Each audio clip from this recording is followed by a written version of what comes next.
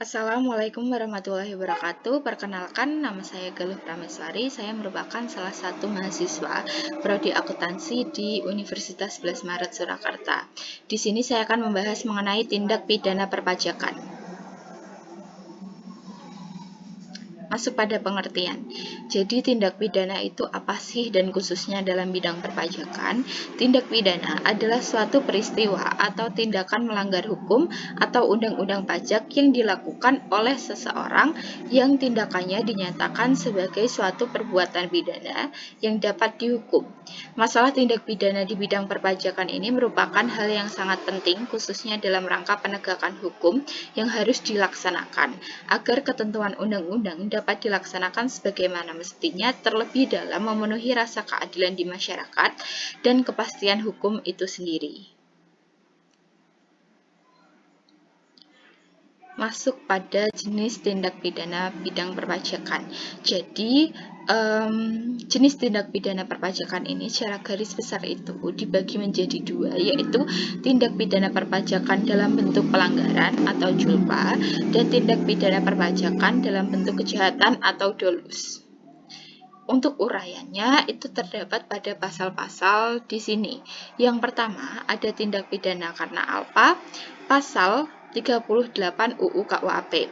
Ini apabila tidak menyampaikan SPT, kemudian menyampaikan SPT namun tidak benar. Yang kedua, ada tindak pidana karena sengaja, pasal 39 ayat 1 UU KUHP, apabila tidak mendaftarkan diri, menyalahgunakan NPWP atau pengukuhan PKP, kemudian menggunakan tanpa hak NPWP atau pengukuhan PKP, tidak menyampaikan SPT, menyampaikan SPT dan atau keterangan yang isinya tidak benar atau tidak lengkap, menolak dilakukan pemeriksaan, kemudian yang terakhir apabila memperlihatkan pembukuan, pencatatan, dan dokumen palsu.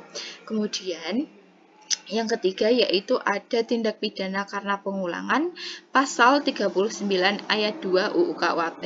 Jadi pengulangan tindak pidana di bidang perpajakan itu sebelum lewat 1 tahun sejak selesainya menjalani pidana penjara yang dijatuhkan.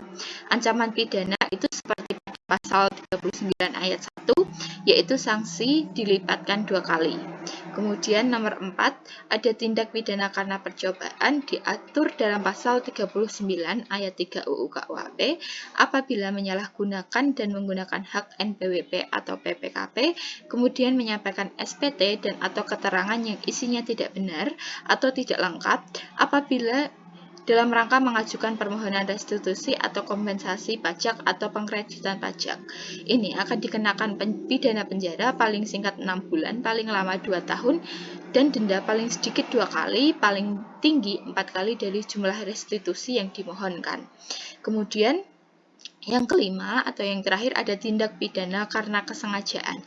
Ini diatur dalam pasal 39A UU KUHP. Itu apabila menerbitkan dan atau menggunakan faktur pajak, bukti pemungutan pajak, bukti pemotongan pajak, dan atau bukti setoran pajak yang tidak berdasarkan pada transaksi, atau menerbitkan faktur pajak tetapi belum dikukuhkan sebagai PKP. Ini dikenakan penjara paling singkat 2 tahun, paling lama 6 tahun, kemudian denda paling sedikit 2 kali, paling banyak 6 kali dari jumlah pajak dalam faktur pajak dan atau pemungutan pajak, bukti pemotongan pajak, dan atau bukti pemotongan pajak.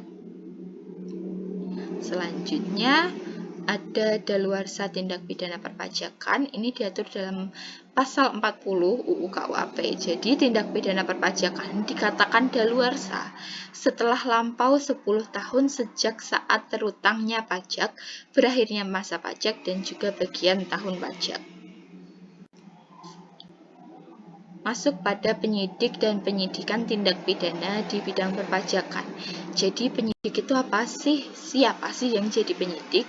Penyidik adalah pejabat pegawai negeri sipil tertentu di lingkungan DJP yang diberi wewenang khusus sebagai penyidik untuk melakukan penyidikan tindak pidana di bidang perpajakan sesuai dengan ketentuan peraturan perundang-undangan.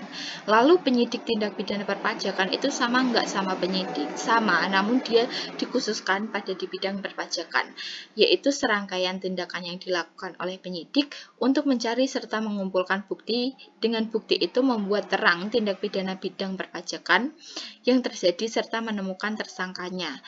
Pasal 44 ayat 1 ini juga mengatur mengenai penyidikan tindak pidana perpajakan, yaitu penyidik tindak pidana perpajakan hanya dapat dilakukan oleh pejabat pegawai negeri sipil tertentu di lingkungan DJP yang tidak diberi wewenang khusus sebagai penyidik tindak pidana perpajakan.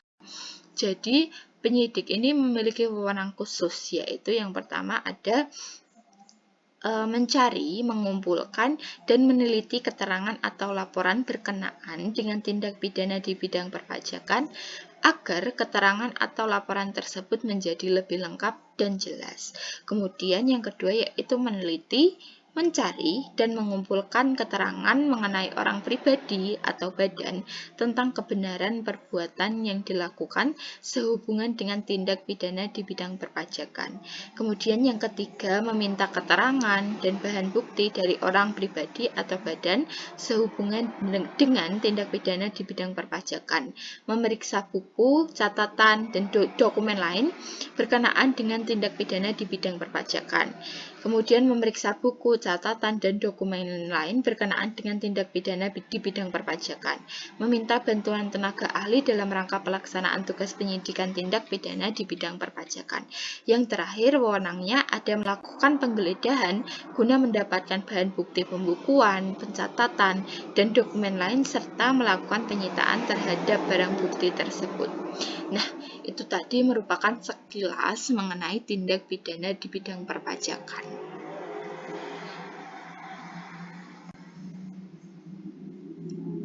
Sekian pembahasan mengenai tindak pidana di bidang perpajakan dari saya, Galuh Prameswari.